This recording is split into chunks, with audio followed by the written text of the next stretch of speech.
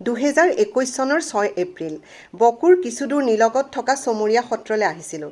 গাঁওখনৰ যুৱক ৰূপম কলিতাৰ জৰিয়তে পৰিচয় হৈছিলোঁ চমৰীয়া যুৱ সংঘৰ লগত। যুৱকসকলক মোৰ মনৰ কথা কৈছিলোঁ। তাৰ আগতে 2019 চনত পশ্চিম কামৰূপৰ এখন সৰু গাঁৱত মই বৃক্ষৰোপণ কৰিছিলোঁ।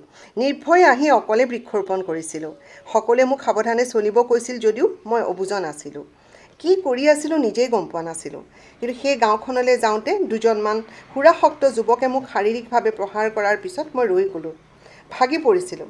কিন্তু ইয়াৰ পিছত চমৰীয়া সত্ৰই যেন মোক আহ্বান দি মাতিলে এই অপৰিচিত গাঁওখনলৈ।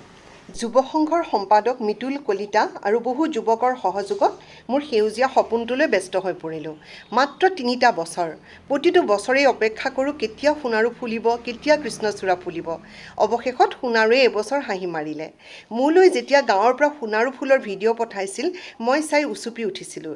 ইয়াৰ মাজত কি আৱেগ আছিল আপোনালোকক মই ভাষাৰে বুজাব নোৱাৰিম। পিছদিনাই গুৱাহাটীৰ পৰা ৰাতিপুৱা আহি গছবোৰক সাবটি ধৰিছিলোঁ।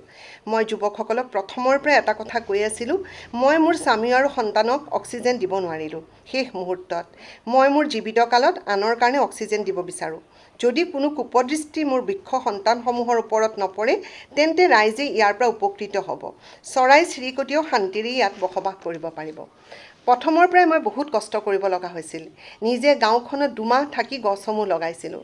ৰাজহুৱা স্থান, প্ৰাকৃতিক কাৰণত, গৰু ছাগলীৰ কাৰণেও কিছুমান গছৰ মৃত্যু হ'ল। যুৱ সংঘৰ চৌহদত এখন ফলৰ আৰু ফুলৰ বাগিচাও প্ৰস্তুত কৰিছোঁ। ইয়াৰ পিছত মই ভিডিঅ' যোগে আপোনালোকক সেই 2খন বাগিচাও দেখুৱাম।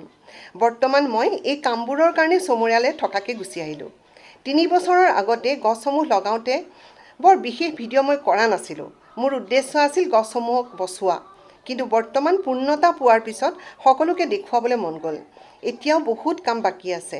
এদিনত কোনো কথা সম্ভৱ নহয়। এডাল গছক প্ৰাণ দিবলৈ বৰ্তমান যুগত টকাৰ দৰকাৰ। এয়া মোৰ একক প্ৰচেষ্টা। মই মোৰ পৰিয়ালৰ নামত কোনো ট্ৰাষ্ট বা NGO খোলা নাই। গতিকে সময় লাগিব।